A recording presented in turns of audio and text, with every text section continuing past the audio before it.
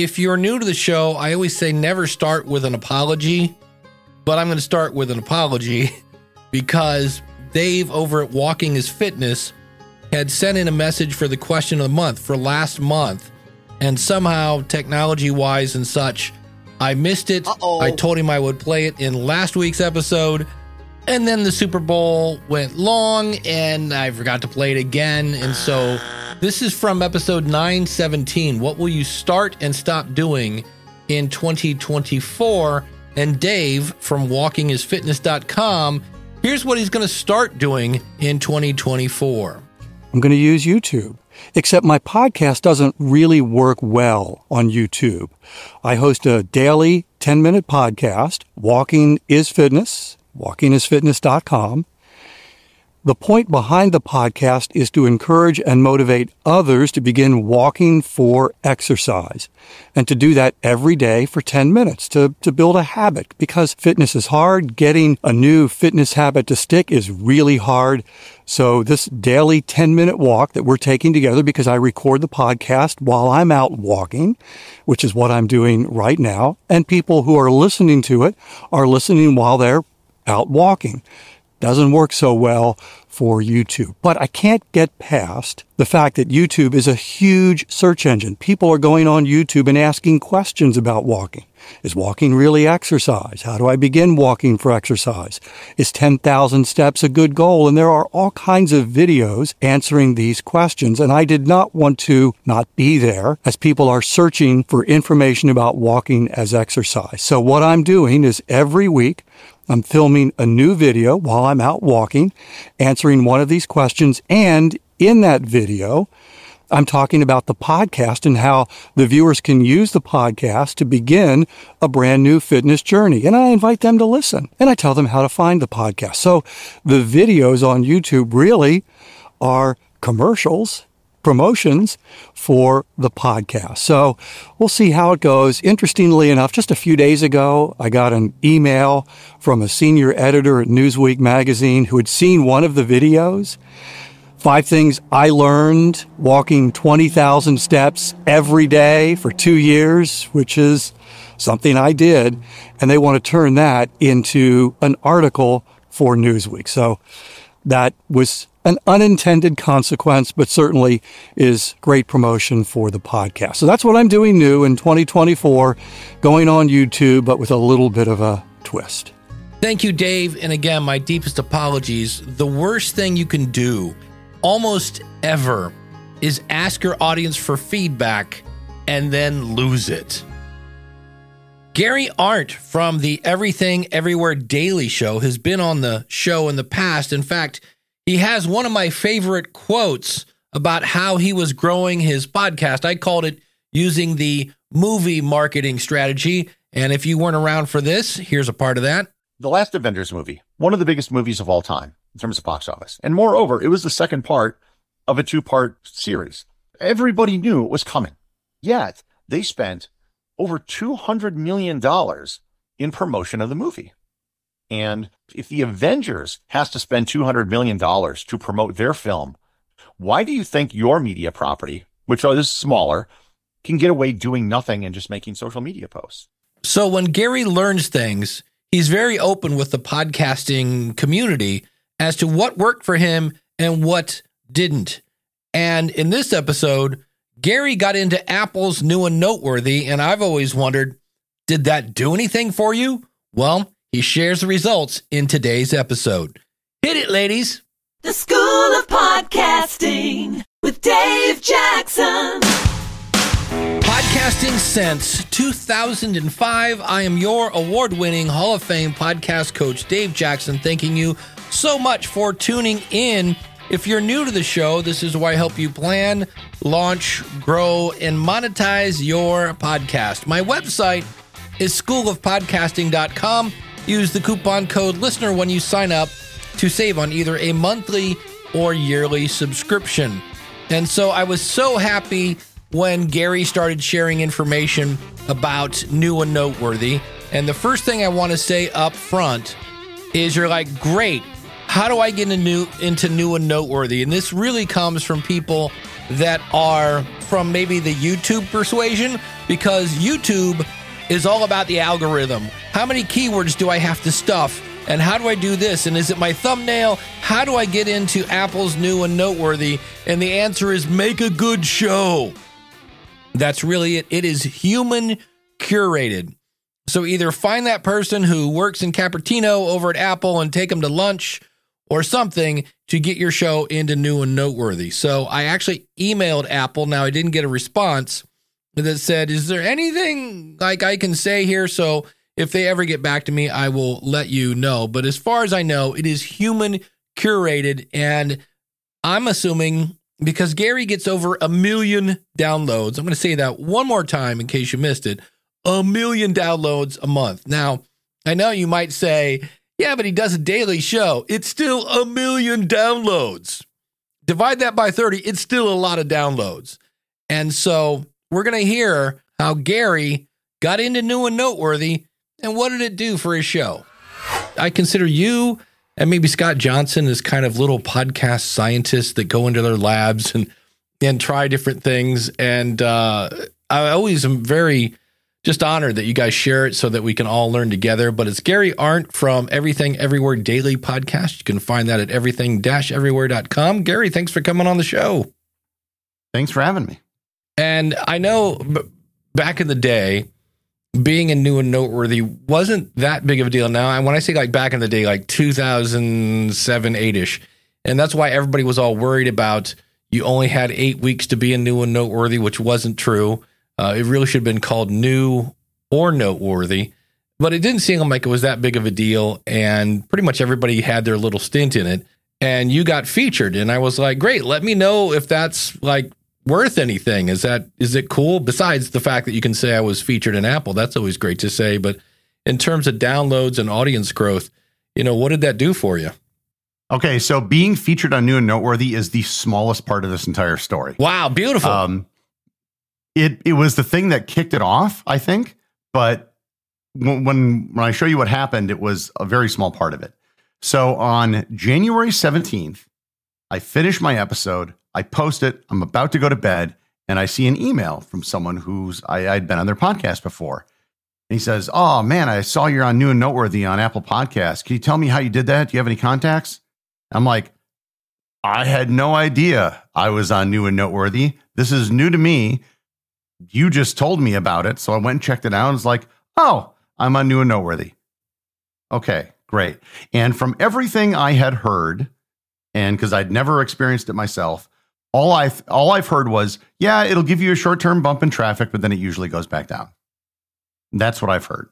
Okay. And my show is doing pretty well in terms of traffic. It was getting a little over 1 million downloads a month. Yeah, that's not too bad. And holy cow. When you're getting that many downloads, it can be very difficult to tell if something moved the needle. Yeah. Right?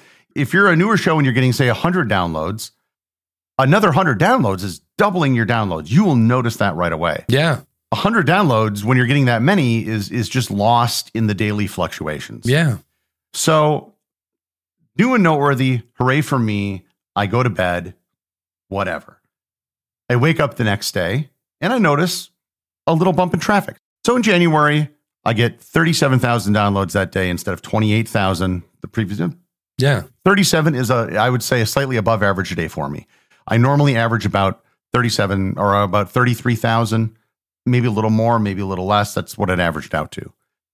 But then it kind of, kept going up for a while. And then I hit this inflection point where it quickly went up to 65,000 downloads in a single day. Yowza. So what happened here is, and that's what I was saying, the New and Noteworthy is the smallest part of this story. Okay. What happened is that my show started to go up the podcast charts. And right around here, it hit number 1 in the history category. Interesting. For the most part. And so I don't think being on the Apple charts means anything, except if you are in the top 5. Because the top 5 is what that's like the above the fold part. Yeah. That is what people will see if they're not bothering to like scroll and find out exactly what the rankings are. So it goes up, and now, so I'm in the 50,000s per day. And I should also say around here, the show just didn't hit number 1 in the history category. It hit number 13 in the overall podcast chart for Apple. Wow. So it was really weird. It was like myself and a lot of very large shows like the New York Times and stuff, and then me. And the Apple charts are kind of heavily swayed in terms of new listeners, right? Not total listeners. So I don't think my show is even in the ballpark for a lot of these other shows at the top of the Apple charts. But because I had this influx of new listeners, and I assume that because I have a daily show and they're rather short, it tends to be more downloads per listener. I think I got some sort of bounce on the Apple charts because of that. And I looked, and the other shows that were on New and Noteworthy did not seem to get the same kind of bounce that I got from it. And there were shows like Hardcore History on it as well, which has been around for like 15 years. And yeah, but also that's the direct opposite. I mean, your show is a nice, tiny little snack of value. Hardcore History is a 5-course meal. I mean, that's a 4-hour podcast. Oh, his latest ones are longer, though. Yeah, like 5 or 6 hours. At least. It is more like an audiobook publisher than a podcast. Yeah. I knew I was going to drop off the charts because that's the way the charts work. Right. And I think as of today on Chartable, I'm at like number 60 on the overall charts. So far down that like nobody's ever going to see it. But I'm still, at least as of this morning, number 1 on the history charts. Nice. So I'm almost wondering if there isn't some sort of self-perpetuating thing, if you can get it to rank, that is allowing me to kind of consistently be getting downloads. So as you'll notice, I mean, the difference between what I'm doing now in the mid 40s to low 50,000s per day is significantly where I was 30 days ago, where I was getting in the high 20s to low 30,000s of downloads per day. That's significant. Yeah. And maybe this will drop back down, but so far it hasn't. Yeah. And I was surprised at the scale of the spike in traffic, because again, when you're doing this many downloads, right, it's hard to do that. And then in that, so far at least, so we're recording this on February 2nd, that it has sustained itself. It's not gone back to where it was before. Very interesting. And again, it's one of those things where it's one thing to get the opportunity, but it's another thing to then keep it. And yeah, it went down a little, but that's a chunk of change above where you started. And that's, definitely. That's where having a good show, it's one thing to get somebody to press play once. It's another thing to get them to press play twice or 3 times or, daily. So that's awesome. If you look at the monthly 30-day growth, month-over-month growth, it's up 24%. Wow. Over where I was. And most of that, if you notice, has been since January 17th. So by the time February runs its course, if it continues on this rate, I'll probably be up, I don't know, maybe 30%. Yeah. So yeah, that's not too shabby. So this was something. And I do know, just anecdotally, the network that runs my ads does a lot of advanced stats. So they'll run like trailers for my show on other shows and vice versa. And they've told me that I have the stickiest show that they've ever measured in terms of conversion rates. And then the number of episodes people listen to has been higher for my show than for any other show that they've measured. So I'm guessing that this may have had something to do with this as well. And the other thing I've noticed is that it also led to a corresponding very large jump in the number of reviews on Apple Podcasts. So the other interesting thing is that you'll notice, as of right now, for the last 30 days, Apple Podcasts is 43% of my total downloads and Spotify is 20%. Before I got put on this list or put on New and Noteworthy, Spotify was number 1. Oh. Barely number 1, but number 1. Yeah. So this has basically, all the growth pretty much appears to be coming from, well, obviously Apple, because that's where it was promoted. But you're going to hear some notifications go off in this interview. That's me, not you. Rookie mistake. Won't happen again.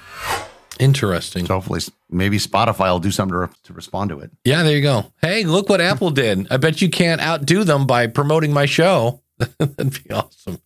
They've been reaching out as well. So I've been contacted by folks at Spotify. I've had some calls with them, and they clearly seem to be upping their game in terms of podcaster relations, which is something that they didn't really do before. That's impressive, though, that they, like, Apple just leapfrogged right over Spotify. It's interesting. It's like the new and Noteworthy was the fuse, and then that just, like you said, all of a sudden it bumped you enough to get you into the charts, which is now continuing to, show benefits. And have you gone back to check and see if you're officially out of new and Noteworthy at this point? I know you said I know you said you're still number one in history, which again that's another one. It's one thing to get there; it's another thing to stay there. Oh yeah, I still am there, I guess. There you go. So, but it'll be interesting to see how long that lasts. I know, back in the day when it was an algorithm, it was 8 weeks. After 8 weeks, you would just mysteriously just fall off in the same way that you mysteriously came on. But being that it's human, if there's a human that put you in, that human is also probably looking at your numbers and seeing how the number of followers is going up, and they want to promote things that are good, so people keep using the app and et cetera, et cetera. So people were asking me like, well, how did you do this? How can I do it? One, I have no clue. Yeah. This just happened.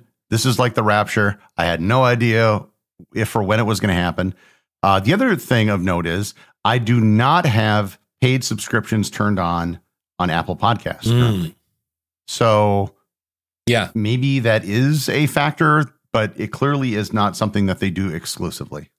Yeah. So you said you do not or do have subscriptions turned on? I do not. Yeah. See, because that's where most people would be like, oh, well, he got a bump because he's helping Apple make money. But in this case, you're not. So that poo-poos that idea.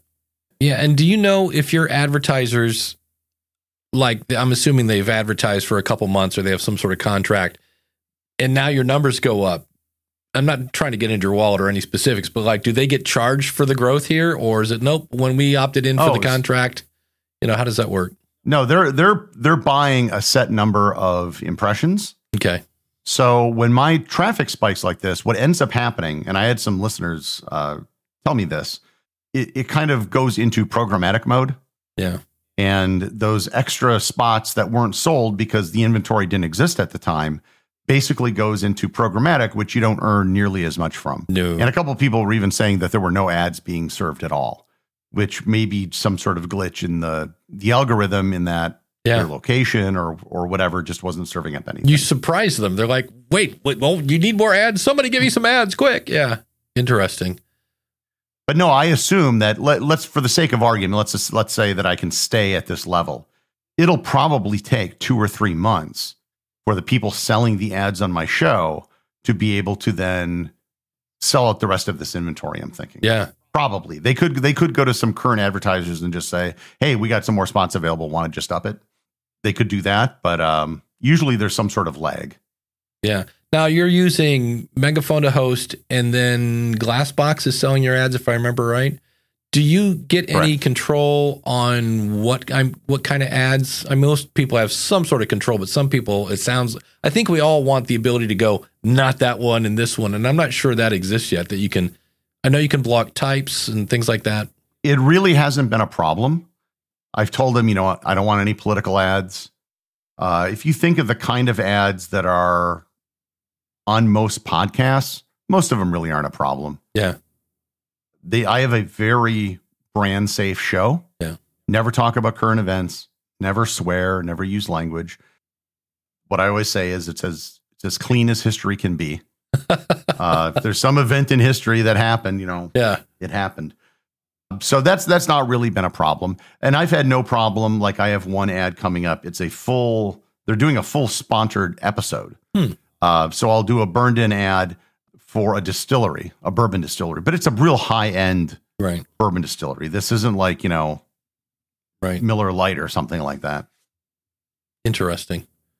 All right, my man. Well, I appreciate you sharing, what's happening behind the scenes, and everybody go over to, again, everything-everywhere.com. Gary, thank you so much for coming on the show. Thanks for having me. And so I was listening to Gary's show, we're all like, okay, what got this into new and noteworthy? And I noticed something, and it wasn't in his show. So I go over to Gary's website at everything-everywhere.com. At the top, in giant letters, podcast episodes. Not hard to figure that one out. Also, before I get into his episodes, he also has a sponsors page. And I think the first person I saw do this was Jordan Harbinger. It's a brilliant idea. If you have multiple sponsors, put their information. Like, for instance, with Gary, he has BetterHelp. And so if you go to betterhelp.com/everywhere, it's right there. And that may sound easy to remember, but why not give people a little boost? And so he's got all of his ads on one page. Why? Because when you send more traffic to your sponsors, they are more likely to renew with you. So that's a great idea. But when I went to podcast episodes, I went, that's interesting. And that is, Gary is using all Apple players. Now, if you're like, what do you mean all Apple players? Well, he's got a player at the top. Now, this is what I call a show player. What some people call it a jukebox. It is one player with multiple episodes. And this is not a bad idea. It's an easy way for people to see multiple episodes. In fact, if you go to his page, you can see where he has the dates for the month, and you can see each episode with a title. So here again, Gary understands the power of a title. So I see on February 8th, which was my birthday, the Whiskey Rebellion. And he's also got Formal Logic and the Red Baron and all sorts of these little topics that you can listen to. In fact, you can even go back and see January and December. It's a really neat page there. And when you go to, like I see on October 31st, of course, Halloween, what has he got? The Salem Witch Trials. And when you click on that, it takes you to the individual page for that episode. And there again is an Apple player. Now, I'll talk about how to get those in just a second. But he also, because remember, as much as we're all Apple rah here, in Europe, it is 70% Android. Us Americans, we love paying that Apple tax. Apparently, Europeans, not so much. And good for them in a way. But he's then got subscribe buttons to Apple, to Google. Now, we're going to come back to this because if you have not heard the news, Google Podcasts, sadly, is going away probably in a month or two. And so you might want to remove that Google button from your website and start alerting people, if you haven't already, hey, if you're listening to this on Apple Podcast, and we're going to tag that idea, I'm going to talk about what I'm going to start recommending, or I'm trying to figure out what to recommend. But he's got links to, the usual players, Spotify, Amazon, TuneIn. He's got a Patreon. He does have one I've never heard of, Podurama. And if you're like, oh, I got to go list my show. Well, if you're an Apple Podcast, you're already in there because my show is already in there as well as Castbox. So when I see this, I'm like, now, is one of the reasons Gary is in New and Noteworthy is he ascending? Because again, this guy gets 1 million. Well, actually, he said originally it was Spotify was number one for him. And then after the New and Noteworthy, he is now higher in Apple, but he is using Apple players. So how do you get an Apple player, Dave? That sounds interesting. I will have a link to this out in the show notes. So if you're listening to this on some sort of app, you can just swipe up and see it there. Or you can just go to schoolofpodcasting.com/919 because today is episode 919. And Apple has all sorts of fun tools. And I kept getting stuck in this loop of making social posts. I'm like, no, I want an actual player. And so the address, hence schoolofpodcasting.com/919, is tools.applemediaservices.com/apple-podcast. It's just that easy. And you type in the name of your show, and you can click on your actual show to make a player, or you can click on an episode player. And so I reached out to Gary and I'm like, hey, this whole Apple player on your website, was this pre or post New and Noteworthy? And he said it was pre. He had moved media hosts, and by having an Apple player, he didn't have to change the player. Because if it was, let's say, a Libsyn player or a Buzzsprout or whoever, and you move from one host to the other, yeah, all your players have to be updated on your website. Fun. And so Gary has Apple players. Don't know if that had anything to do with it. Here's the good news about that. So this is where, as always, say it with me, the number one answer in all podcasting questions. Well, should I put an Apple player on my website? Well, it depends. Here's the good news. You can now see all those chocolatey goodness of stats of how far people listen. Well, you're going to get more of those because it's on your website. Now, the question you want to ask yourself when you listen to podcasts on a website, how far do you listen? Now, for me, the website is where I go to sample. It's that guy at the mall. Remember malls? There used to be these things called malls, and there'd be a guy in the food court handing out free pieces of chicken, hoping that you would go buy the sandwich. And so to me, listing on the website is the little piece of chicken, hoping I'll click on the follow button. And so you may, I don't know, I'm just going by the way I listen, you may actually have your stat that shows how far people listen go down if you put these on your website. Now, again, it depends. If you have an audience that's old, I'm old. I don't have a phone. I have one with giant buttons. All right, that person is probably not going to be listening on an iPhone or an Android phone. They're listening on the website because, they're old. And I'm not being ageist. You get the point here, right? Okay, good. We're talking amongst friends. So that's the pros. You get more stats. The bad news is, yeah, but are those stats going to make you want to go, punch yourself in the face? The other thing, again, I mentioned this before, that 70%, this is per James Cridlin about, probably 3 years ago, James Cridlin from podnews.net said that 70% of Europe is on an Android. And the last time I checked that stat, that's definitely in the ballpark. So when you click on the more information and it takes you to your listing in Apple Podcasts, that's going to be great for 30% of the world. Now, if you're doing a show about Hoboken, which is a funny sounding name in New Jersey, you're probably not expecting a ton of people from Europe. Maybe you do that. For the record, you can also do this with Spotify. If you go to your show in Spotify, click on the episode, you'll see a link there where you can share the player or the episode player or copy the embed code for the player.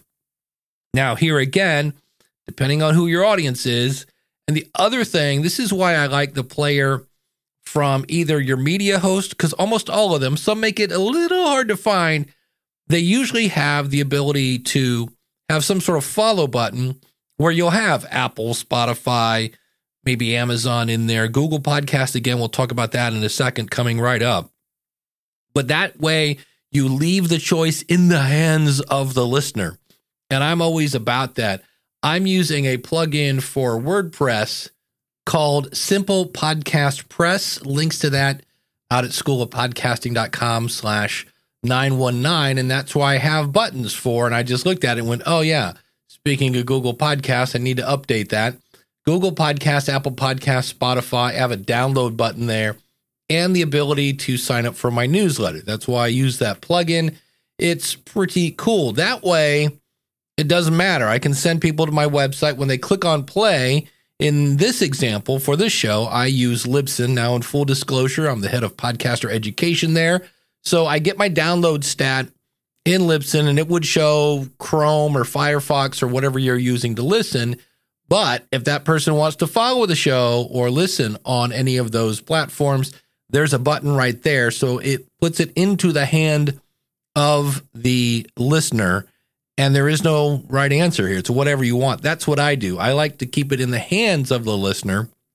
And I do like Apple and Spotify. I believe Amazon also shows you how far people listen. I like the Amazon crew. I've met a few of them. The thing that drives me nuts about Amazon Music is when you send people there to listen to your show, it seems like every time I click on anything, they're like, sign up for a free month of Amazon Music. And I'm like, can I at least log in first? They're really, now on one hand, it's a huge company that is promoting podcasts. So I don't want to bite the hand that feeds. I'm just like, can you let me at least get in the car before you start taking off? I find that ever so annoying. So those are some tools, and it's a way. So if somebody says, look, Dave, instead of putting it in the hands of the listener, which one would you? I would definitely use the ones I just mentioned, Apple or Spotify, or if I really wanted to, Amazon. Maybe, I don't think Amazon has any kind of chart, but speaking of Google Podcasts, let's bite off that conversation. The School of Podcasting. Yeah, yeah, yeah. So if you haven't heard, it's not a rumor. Google Podcasts is going away, and I'm not going to take a 10-second tangent to explain why that's such BS and Google was this close to, well, I guess I am going to take a 10-second tangent, but Google blew it for about the fourth time, and now they're moving everything to YouTube Music. So I'm not moving people to YouTube Music. I don't think it's a great app. And there are some great apps out there like Podcast Addict. It's interesting because that is a legacy app. It's been around forever, but my criteria for an app would be the one that I would use. And I am a guy, there are two types of apps. One I call Q, as in QUE. This is where you fire up the app and all the episodes that have happened since you last logged into the app are shown on the screen, and you go, okay, add this one to the queue and that one and this one and that one. And you listen to all your podcasts with one playlist called The Queue. I loved Overcast. And then when Cast-O-Matic came out, unfortunately, these are both only available on an iPhone, on iOS. And Cast-O-Matic is a great app that looks just like Overcast, but has what I call the value for value option, where I can actually stream small bits of Bitcoin. Please don't let your eyes roll in the back of your head, but it's my way of saying thank you to the shows. And you can actually send messages to the hosts and send them extra money. So like somebody paid me, well, already, I'll talk about this app in a second. I've seen where I earned, and I know this sounds silly to say out loud, 36 cents on True Fans. Now we'll talk about that in a second. So there are some really popular apps. Fountain is one, but that again, I need to go back and check, is a Q kind of listenership, because I didn't finish my thought. On Cast-O-Matic and Overcast, I can say, look, when I listen to the New Media Show with Todd and Rob, put that in the podcast app. When I listen to Bandrew at bandrewsays.com, put that in the friends list. When I listen to What Was That Like, put that in the friends list. When I listen to the Jordan Harbinger Show, put that in the friends list. When I listen to Nutritional Facts, put that in the health show, et cetera, et cetera. You get the point.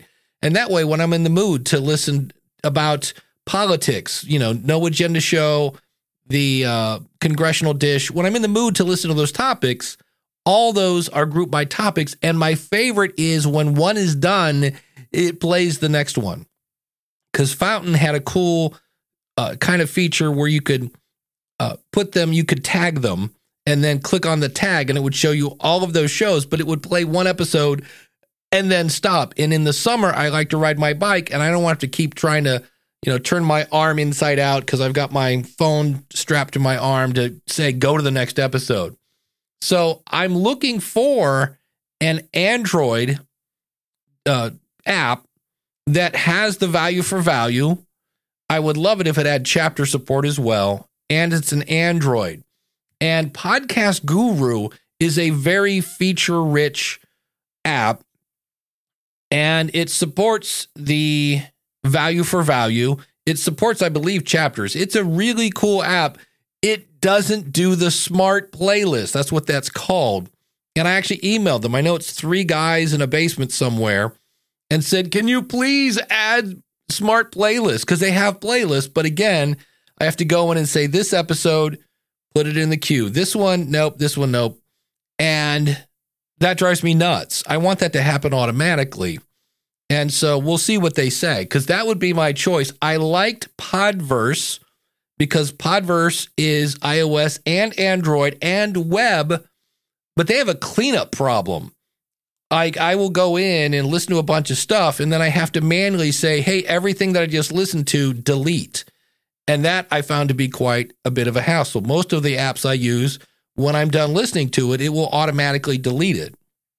So that was that. Now, there is True Fans, which is really groundbreaking because technically it's not an app, although they are, I believe, coming out with an app kind of tweaked version. It's what's called a web app, meaning it looks and smells like an app, but it's not. It's really just when you open it up on your phone, you're looking at a website, and it has every kind of feature you want. They do have playlists, and this is why right now I can't recommend it. I'm sorry, Sam, I love you, buddy. But like there's a playlist feature, and I'm like, cool. Is this a smart playlist feature? Because I've heard Sam call it the Dave Jackson feature. And I went to this one thing and it said, hey, you don't have everything in your playlist. And I'm like, okay. So I went to playlist. There's no create new playlist button. And this, again, always consider your source. Coming from a teacher, when I go to find the documentation on the feature, and there is like zero documentation for True Fans right now. Now, to his credit, this is a new app. It's fresh out of beta, so it's new. But to have a piece of technology with zero documentation, that's kind of a bad. So that's why I'm watching True Fans. Sam is such a creative guy. They're going to have leaderboards. You can actually pay people to listen to your show. So that's one way to get an audience. He has all these great ideas. I'm like, okay, now that you've got these cool things, let's get some documentation, and please give me smart playlists. And I swear he told me they're there, and I can't figure out how to do it, and there's no documentation. So I'm throwing this out to you. It's not the question of the month, but so Dave, if you had to pick one right now, what would you pick? I would pick Podcast Guru. I need to go look at Fountain. Fountain has a really cool community thing going on. I would love to promote Good Pods. Good Pods is a cool app that has a lot of community and a lot of lists. They have zero podcasting 2.0 features. And so for me, I will only promote an app that has podcasting 2.0 features. I'm done with legacy stuff. The future is going to be this podcasting 2.0. And that's just where you basically, if you're like, wait, what's that? I'll do this quickly. In the 50s, you had a car that had tires and a steering wheel, and a body. And then they added air conditioning. Then they added power steering and power this and power that and blah, blah, blah. They made the car better. And podcasting has had these features for years. And people are always like, we need to lose the back end of a podcast. We're not going to get too geeky, is called an RSS feed. And people kept wanting to ditch the RSS feed. And then Dave Jones and Adam Curry said, why don't we just make the RSS feed better? And that's what they're doing. And so what a bunch of nerds are getting together now, and they're going, wouldn't it be cool if we could do this? Like one of them is going to be cross-app comments. How cool would it be to be in Podcast Guru, send a comment or leave a comment about a show, and then be able to see that comment in Podverse or True Fans? It's going to be very, very cool. So I am not looking at any app. I just saw Podurama is this new app. It's pretty slick, all right, but I emailed them really like, hey, you guys going to join the party at Podcasting 2.0? So I think right now I want to say Podcast Addict. They appear, this is only my opinion, of course, they appear a little desperate. Like the minute you go to their website, they are hit with like 5 pop-up ads, help us stay. And look, podcast apps are the unsung heroes of the podcasting space. And most of the time they're free and don't get any money. And yet they get tons of support, questions. So if you have a chance to support a podcast app, whichever one you're using, send them some shekels, would you? Holy cow. And so that one doesn't support the value tag right now, or whichever one lets you stream Satoshis. The rest of them do. So the top 4 right now are True Fans, Podverse, Podcast Guru, sorted by features. And of those 3, because again, the thing that drove me nuts about Podverse was cleanup.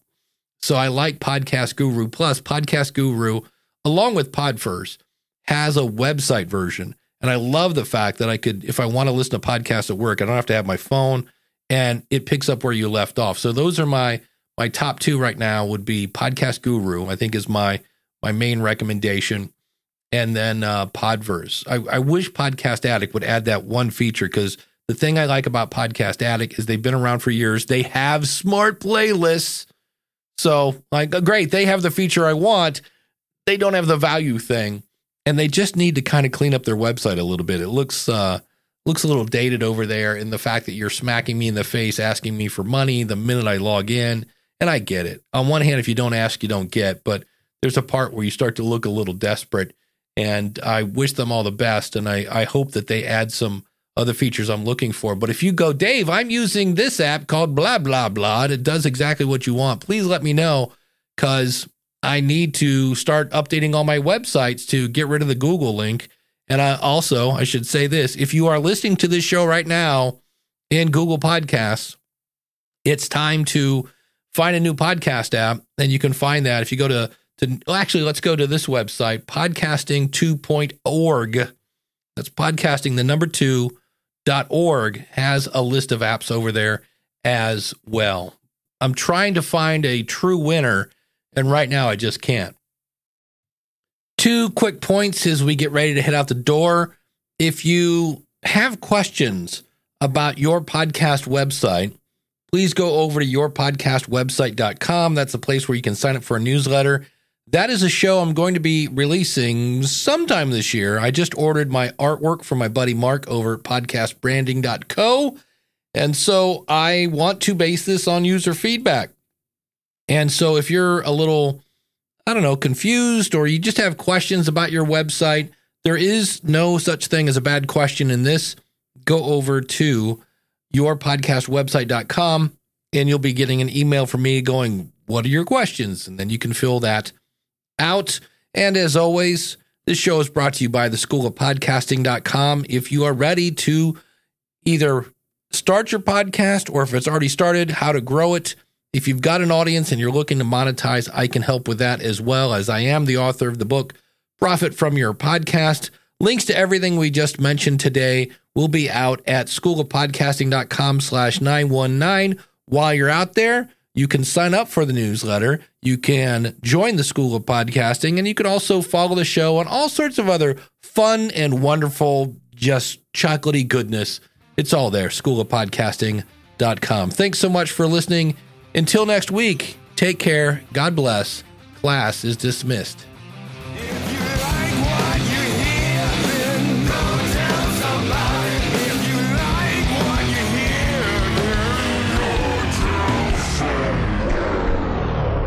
What happened when Gary got into... Yeah, that's weird. What was up with the dramatic pause for no reason? I somehow turned into that guy that talks weird. What's his name? Christopher Walken. Weird pauses for no apparent reason. Now I sound like Katharine Hepburn. Oh, Norman, you old poop. All right, this will be a fun experiment. I'm going to put a link to the page about Gary, about me on his website, because Gary is an amazing photographer. And yet my favorite one that literally I just about wet my pants is Gary has a picture of him about to bungee jump off the Auckland Harbor Bridge. And I just was like, my stomach fell out of my body when I looked at it. And I can't believe, I was like, holy, there's a good story right there. So links in the show notes, schoolofpodcasting.com/919. You got to see this picture. Today's episode is dedicated to the awesome memory of Lee Silverstein, host of the We Have Cancer show. And while everybody knew Lee as their brother in cancer, he was my brother in podcasting, and we lost one of the biggest advocates of podcasting. I miss you, Lee, but your legacy lives on forever.